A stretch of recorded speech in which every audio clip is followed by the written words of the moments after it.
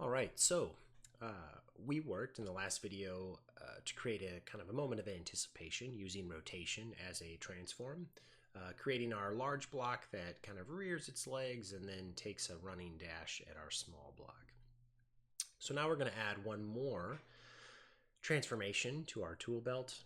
We've looked at position and scale and rotation, and now we're going to add transparency. Or as it's labeled in After Effects, it is labeled as opacity, but you'll see why I listed as transparency in a moment. Now, all the other transforms we've looked at, position, scale, rotation, they're pretty versatile. You can do a lot of cool and fun things with them. Transparency and opacity, as it were, they're pretty direct. It's going to make something visible or not visible, and then a percentage of values in between. So let's jump right in. Now, how and why I would use transparency in this particular animation is kind of up for interpretation, but I'm a gamer at heart. I like kind of old retro video games, and one of the things that retro video games do is when you get hit or you get shot by something or whatever, you take some damage, they would flash the game sprite, so it looks like this flashing transparent kind of strobe, and they did that because they had limited resources and so forth. So it was an easy way to communicate that something bad had happened. And I'm going to use that kind of retro vibe here by flashing my large square, large block using transparency. So let's go ahead and get that done. I'm going to hit the T key for opacity, so that's why I kind of refer to it as transparency. It helps me remember that hotkey. And I'm going to set a keyframe right at that 1 second mark. That is, after all, when my big block hits the wall.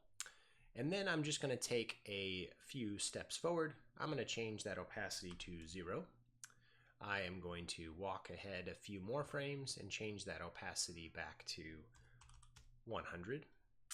And then I could do this again by hand, or if I wanted to, I could just select those last two frames, which are a 0 and 100% value, respectively, and then just hit Command C, Command V, and Command V again.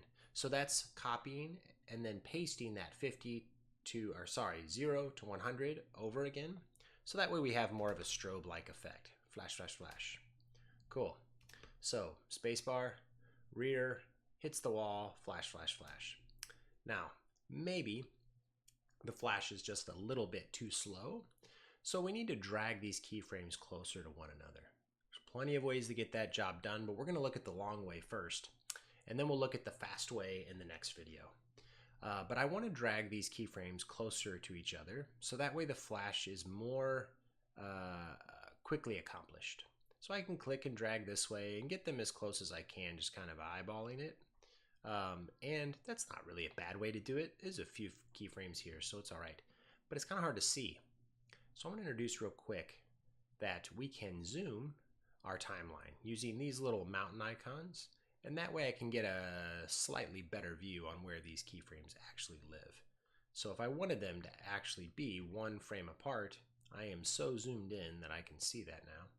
I can just drag these next to each other, and then I can zoom back out. The only indication that you have of how zoomed in you are is the listing of the timeline up here. So kind of keep that in mind. When you're really zoomed in, you'll see this checker pattern. So that way you know you're down to the frame level. Anyhow, let's take a look and see how that flash worked out. Not bad. There's a little bit of lag. I'm sure it's because I'm recording and kind of doubling these items up, but looks pretty good on my screen. So that's it for transparency, or opacity as After Effects likes to list it. I'll see you in the next video.